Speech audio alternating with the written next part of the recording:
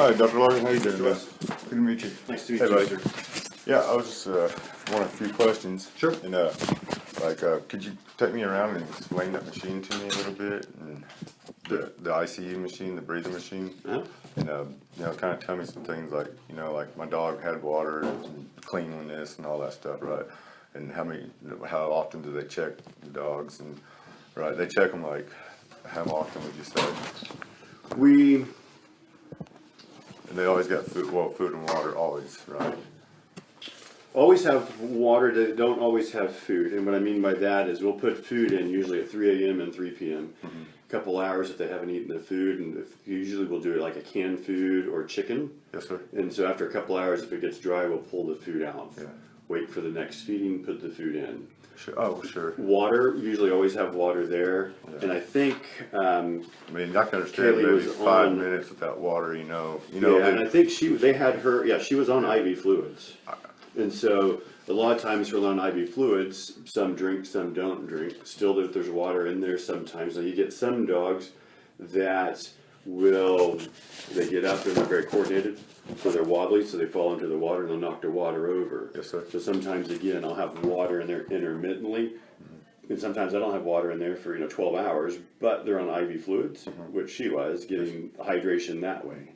And Okay. then in the fluids, it has your electrolytes, so it has your sodium, potassium, has a small amount of sugar in it. So, I mean, you can have a dog that can not eat for 3, 4, 5 days, but as long as they're getting fluids, they're getting most of the electrolytes and nutrients that they everything. need, but they're not getting everything. Sure. Okay. That So, makes sense. so when we make the rounds, and I can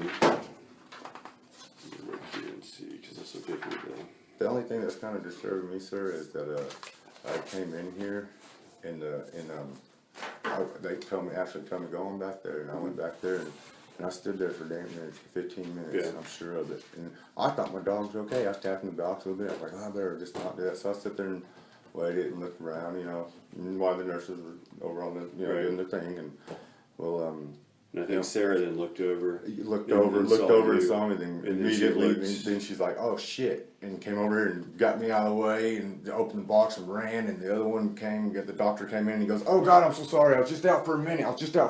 Right. That was And- Dr. Sisk. And I was there for 15 minutes. I mean, and then I just called and they said, "Man, your dog's doing great, man. Yeah. Walking around on its own, drinking on its own. My goodness, I cannot. The dog's doing great, man." Right. This is 30 minutes before I got here, right? And the way they acted was like they had forgotten something. The way they ran over and does that? I mean, Well, and now I won't say that they forgot anything. It's just a complete shock because no, she didn't even see the dog before they, Yeah. she was standing over there and we just met eyes. She's like, "Oh shit," and excuse my language, Right. and then. That tells me right there, and then the doctor saying, "Oh my God, I was just out for a minute. I'm so sorry. Yeah. I'm so sorry. I'm so sorry." well, in the phrase of saying "I'm so sorry," I think it's in reference to the loss of the pet, not that he screwed up, not that he forgot something. So I'll put dogs on, a 4-hour, 6-hour, 8-hour, 12-hour watch. So we have certain things that we'll do. We'll check their temperatures, usually like at 11 a.m. and then again at 3 p.m. And then, so between say 11 a.m. and 3 p.m., if I don't have a treatment to give, if I don't have to take them out to the bathroom, if I don't need to give them an IV injection or medications and stuff, is somebody there sitting there monitoring them? No. When we make the rounds on our times and do them, or if we're walking by, you bet they'll periodically check it and say, okay, look at how we're doing and stuff. And it's God, I mean, it's hard to, it'd be ideal if you could have a heart monitor hooked up to every single patient like they do if you are in the hospital. Yeah. In animals, it's just not feasible that we can do that. And I do have on occasion, and it's hard to explain to people, I've had cases myself, hey, we're sick, I don't know what's wrong. We do the fluid therapy, they seem to be getting better, plan on sending them home. Sometimes I've had them pass before that I'm able to give them home. I mean, they look great. When I say they look great, they look 100% better than how they were.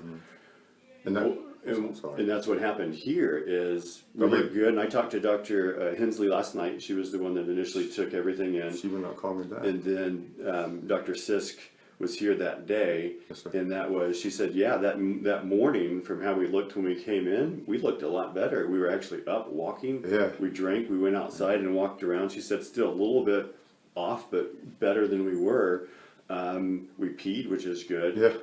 So what happened? That box is always on, right? The oxygen. Too. Oxygen box is always on. Now, if somebody's there to visit and stuff, then you'll turn it off because you open it up, all the oxygen just goes off. Okay. Okay. It's always on. Before I walked in, it was on. That I can tell you that they had her on. They were decreasing her oxygen. Unless you get a patient, then they turn it off. Well, if you're I'll have dogs in there that it's not on. Well, you just said it's always on unless If the there's, patient it comes and you open depends, it. case by case. Huh. What do you mean? Case by case. I'll put dogs in there that don't need oxygen, therefore it doesn't need to be on. Oh. If I have dogs that need oxygen, they'll be on. The percent of oxygen varies on what we're doing. Yeah. Little dogs. What? Is that a non-breed? That's a non-breeding machine, or is it a breeding machine? Like Well, you're talking about we'll go back. Are you talking about the big machine, or are you talking about the oxygen cage? The one that she was in. I'm trying to learn this. So there's a huge cage that she's in. That's just called an oxygen cage. That's not a rebreathing system. They're just in there. It has oxygen. Room air has about 18% 12 to oxygen. 18 is what the doctor said. The I'm box, sorry, we go can ahead. set the box between 18 and 40%. Yeah. And then it's constantly being recirculated. So air is being pulled out, so the carbon monoxide is being pulled out, oxygen's coming in. All right. Because when I walked in, I noticed that was turned off. Because the first thing I looked at was the percentage of the oxygen. When I left here that night, it was 39, and I noticed it was turned off. And they may have thought that she didn't need oxygen. They may have thought that she did get enough outside that With that off, how much oxygen would you say would flow through there? they get the room air. So Yeah. you're back down to the 18%. 18. Okay, yeah, like I said, yeah, okay.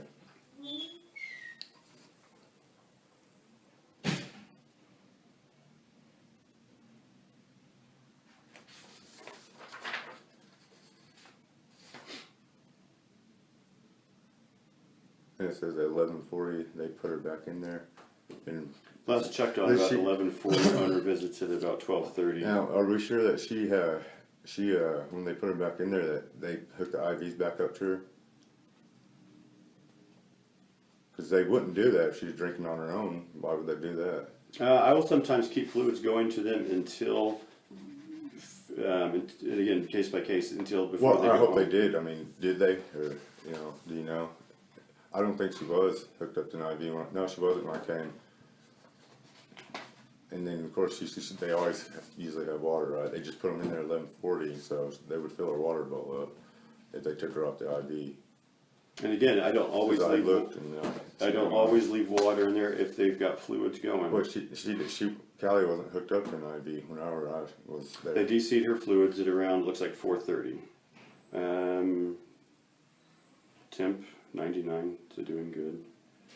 Still slightly ataxic, a little bit depressed. That was at 11 a.m. And 11 a.m. Urinated, went outside, took her outside. not eating so much, but drinking a lot of water. And I know, like I said, the IVs wasn't hooked up whenever I was standing there. Right, because they said they hear that they de-seed, What's that mean? discontinued. Okay, great. And then her water bowl was filled, right? Of course. So he said so. If they de-seed her, then they would keep her water bowl filled. Yeah, and again, I'll put the water bowl intermittently in there. I don't always keep it because then they'll dump it and knock it Well, over. I mean, if you de-seed them, you're gonna say, well, let's fill the water bowl up. I mean, that's normal. And then, of course, I stood there for 20 minutes, and then how long was it? We all put her back in there at 11:40.